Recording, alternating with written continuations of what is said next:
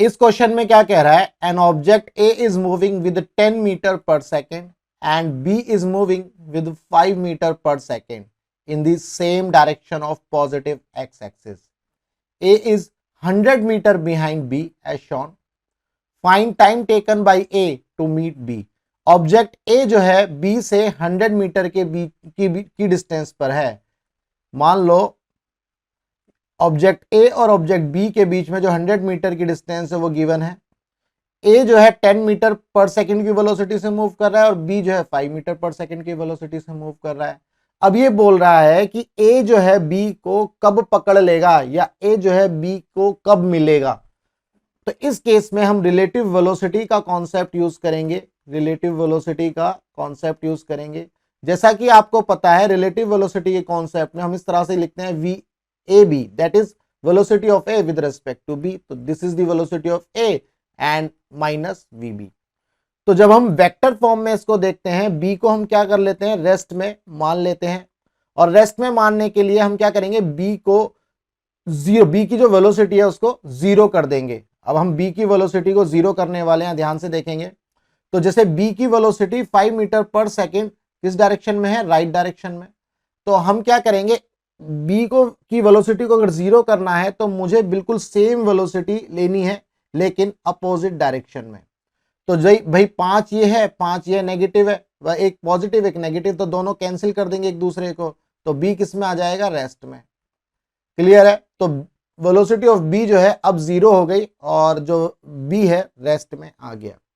लेकिन अब चूंकि पूरा एक सिस्टम है, जब ये पूरा एक सिस्टम है तो जितनी वेलोसिटी b की हमने b में ऐड करी अपोजिट डायरेक्शन में, सेम वेलोसिटी सेम डायरेक्शन में हम a के अंदर भी रखेंगे।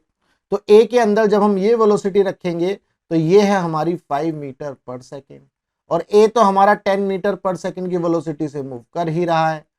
तो a के ऊपर जो नेट वेलोसिटी आ गई, a के ऊपर जो नेट वेलोसिटी आ गई वो कितनी आ गई, 10 minus 5, that is 5 metre per second. तो नेट रिलेटिव वेलोसिटी या वेलोसिटी ऑफ a जो है विद रिस्पेक्ट टू b कितना आ गया, 5 मीटर पर सेकेंड।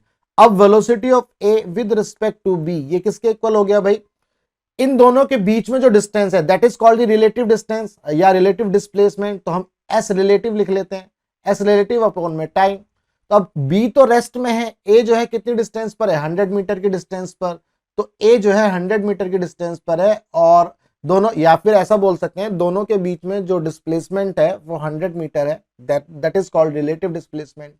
और टाइम हमें निकालना है, कब ये मिलेंगे, ए जो है बी को कब मिलेगा हमें ये फाइंड आउट करना है।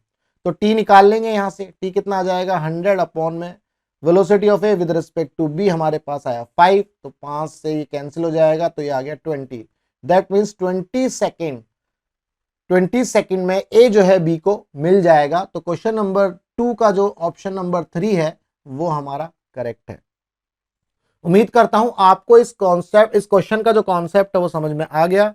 अगर समझ में आ गया तो भाई वीडियो को लाइक करना, चैनल को सब्सक्राइब करना।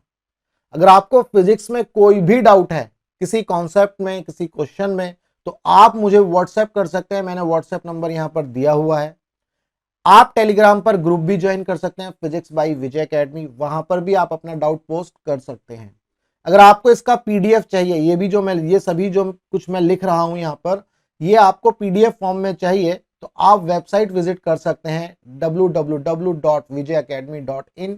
वहां पर जाकर के एक रिसोर्स का टैब मिलेगा, वहां से आप इसका पीडीएफ डाउनलोड कर लीजिएगा। चलिए मिलते हैं हम अपने नेक्स्ट क्वेश्चन में।